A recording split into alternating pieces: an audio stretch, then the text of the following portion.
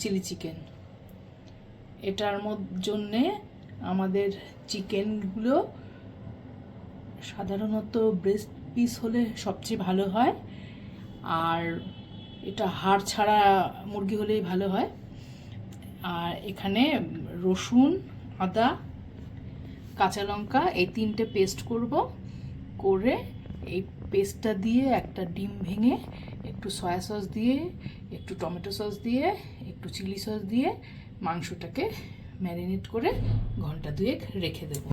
Boneless চিকেনগুলোর মধ্যে একটা ডিম ভেঙে দিয়েছি, এবার এই পেস্ট দিলাম, আদা রসুন কাঁচা লঙ্কার যে পেস্টটা, এটা পুরো ভালো পেস্ট না করে একটু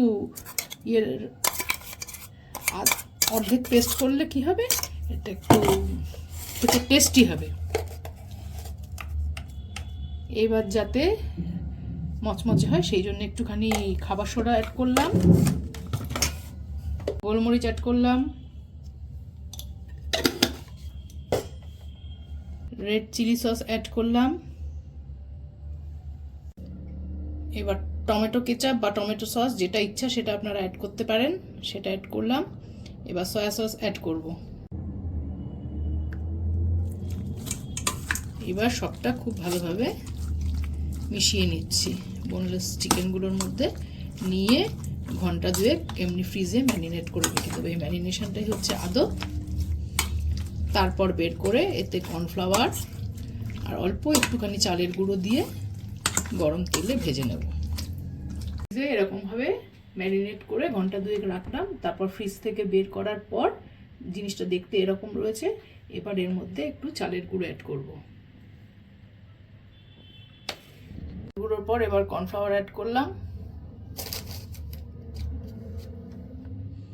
এবার সল্ট অ্যাড করব, এবার নুন অ্যাড করলাম। নুনটা একটু অল্প দেবেন, কেননা সসের মধ্যে তো নুন থাকে, সেই জন্যে বেশি নুন খেতে হয়ে যাবে, নোনতা হয়ে যাবে। কেন এরপরে আবার রান্নার সময় আবার এতে সয়া সস পড়বে, টমেটো সস পড়বে। যতটা সম্ভব নুন কম দিয়ে রান্নাটা করবেন। সমস্ত কিছু জিনিস মেশানোর পর বোনলেস চিকেনের সাথে এরকম দেখতে হয়েছে। ফেসিয়াল করে আমাদের চিকেন, বোনলেস চিকেনগুলো রেডি। এবার প্রথমে তেলেটাকে ভাজা করব, তারপর চিলি চিকেনটা বানাবো। গ্যাসটা জ্বালিয়ে নিলাম। এবার তেলটা গরম হলে এর মধ্যে ম্যারিনেট করা চিকেনগুলো ছাড়বো, একটা একটা করে ভেজে তুলবো।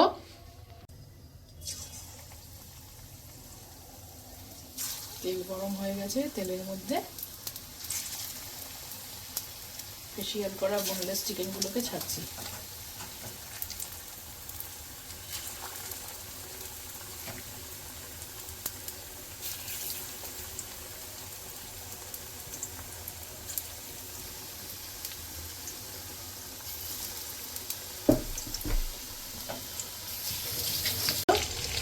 এভাবে ভাজা হচ্ছে।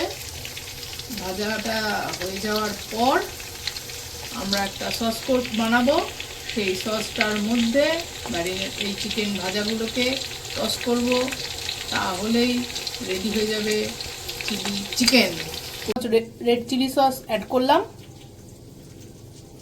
তাহলে 2 চামচ রেড চিলি সস হলো। টমেটো কেচাপ এটাও 2 চামচ দেব। এই যে আরেক চামচ টমেটো সস দিলাম।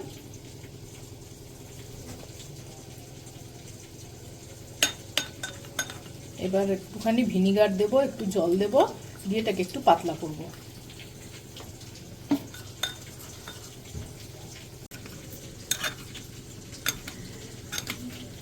এই যে এবার সসটা জল দিয়ে ভালো করে মিক্স করে নিচ্ছি। এই সসটার মধ্যে ভিনিগারও অ্যাড করেছি আমি। যাদের ইচ্ছা তারা ভিনিগার দিতে পারেন, যাদের ইচ্ছা না তারা ভিনিগার দেওয়ার প্রয়োজন নেই কোনো। আপনারা এমনি সিনথেটিক ভিনিগারও দিতে পারেন, আপনারা অ্যাপেল সিডার ভিনিগারও দিতে পারেন, যে কোনো রকম ভিনিগারই এর মধ্যে অ্যাড করতে পারেন। এটা খুব ভালো গরম হয়ে গেছে। এবার আমি মধ্যে একটু রসুন কুচি দিয়ে দিলাম।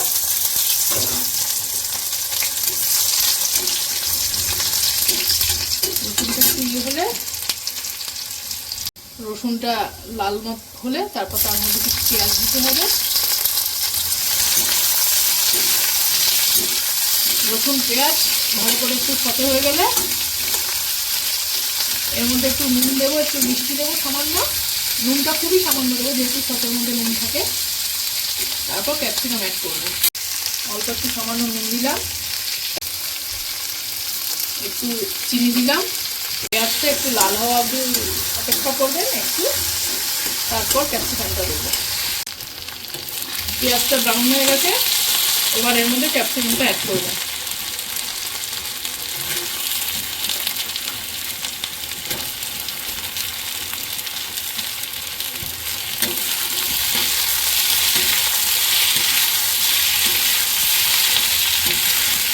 ক্যাপসিকামে একটু ক্রাঞ্চি ভাবটা থাকবে সেই সময় সসটা যেটা তৈরি করে রেখেছিলাম আগে,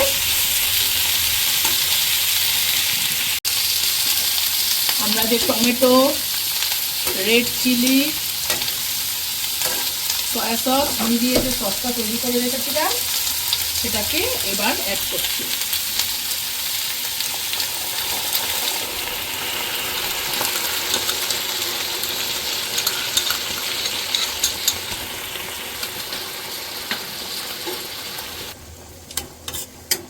এবার সসটা মধ্যে এটা ফুটবে, বেশ কিছুক্ষণ ফুটলে তারপর আস্তে আস্তে চিকেনের পিসগুলোকে দেব। আপনারা যদি ড্রাই চিলি চিকেন খেতে চান তাহলে এটাকে যতটা পারবেন সসটাকে আপনারা গাঢ় করে নেবেন,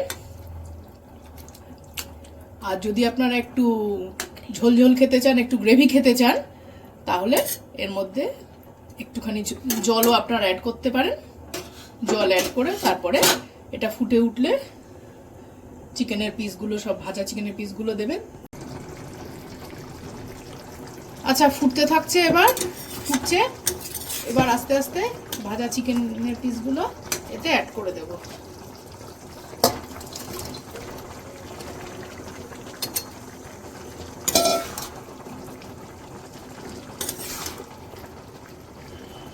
দিয়ে ভালো করে মিশিয়ে নেব।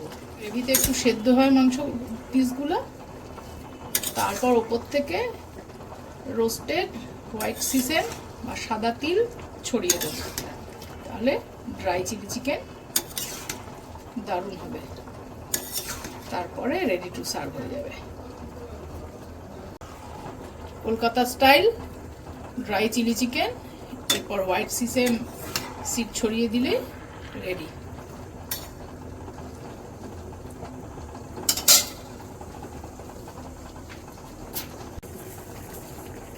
এই যে রোস্টেড সাদা তিল বা হোয়াইট সিসেম ছড়িয়ে দিলাম। সিসেম হচ্ছে খুব উপকারী শরীরের পক্ষে, আমাদের হার্টের পক্ষেও খুব ভালো, সেই কারণের জন্য এটা দিলাম। টেস্টও বাড়বে। এই যে এবার সিসেমটা সাদা তিলগুলো মিশিয়ে নেব। Dry chilli chicken ready to serve.